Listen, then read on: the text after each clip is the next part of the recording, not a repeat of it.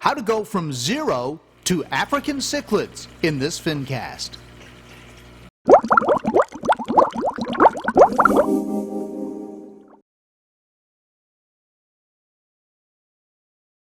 Everybody seems to love it. It seems the ace product of keeping everything clean, you know, and really keeping your tank clean and sparkling. It's right there. It's the thing.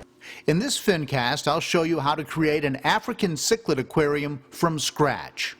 I promised in Fincasters episode 49 that I had a new plan for this aquarium, so here we go. Let's create a true African Cichlid tank. The rockwork in the original was fine, but the substrate was all wrong. While pretty, it's made for planted aquariums, and there's a much better option. Plus, these fish are from the Americas with the exception of that orange blotch zebra, which is a big bully. So, I removed the rocks and set them aside.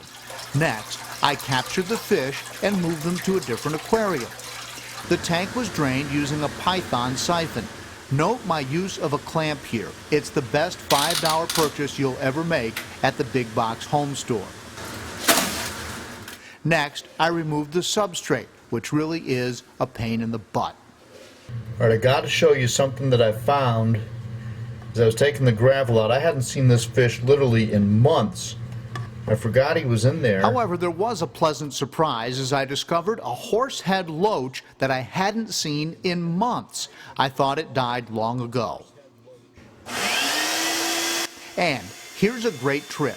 Using a shop vac, you can suck up all the remaining water and the little tiny pieces of gravel that you just can't scoop.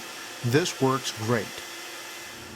Then I used a 50-50 mixture of white vinegar and water to clean the glass. It won't hurt the fish. Remember, never use an ammonia-based product.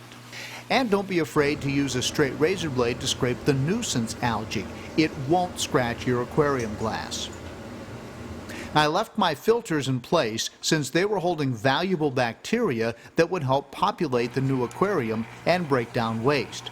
I had cleaned them just a week ago and added fresh ChemiPure, which is a great product for heavily stocked cichlid aquariums. Well, we finally have the tank empty, so now the fun begins. We're going to start out by putting the rocks in first, and it's important to remember that putting the rocks directly on the glass bottom won't hurt the tank. After that, we'll add the sand, the water, we'll let everything acclimate, and then we'll put the fish in. Cichlids are diggers, so it's important to make sure your rock stack is solid. Putting the rocks directly on the bottom ensures the cichlids will not be able to dig under them and topple the stack later. I've done stacking for years directly on the glass without any problems. Some people use something called egg crate to put the rocks on, and that's also a good idea. Rock stacking is an art, and I had several personal objectives. First, I wanted numerous focal points, so I used large character rocks on either side of the aquarium. My challenge is to create caves with openings toward the front, so the fish will be visible and swim toward you. I enjoy seeing the fish engage with the rock work, so I prefer a freestanding display as opposed to stacking the rocks tight against the back glass, more like a background. Also, it's aesthetically more pleasing if you have a jagged top layer, which in theory creates more focal points for your eye. But again, it's up to your taste. Next, it was time for the substrate. I use a product called Eco-Complete Cichlid Sand.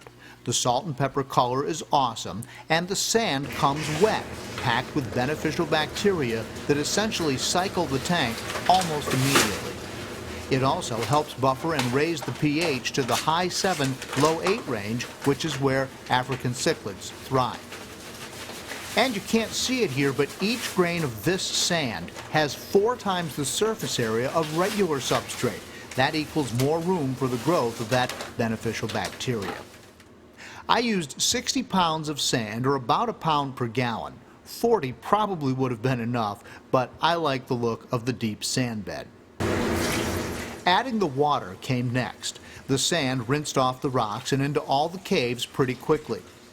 Next, a thermometer was added.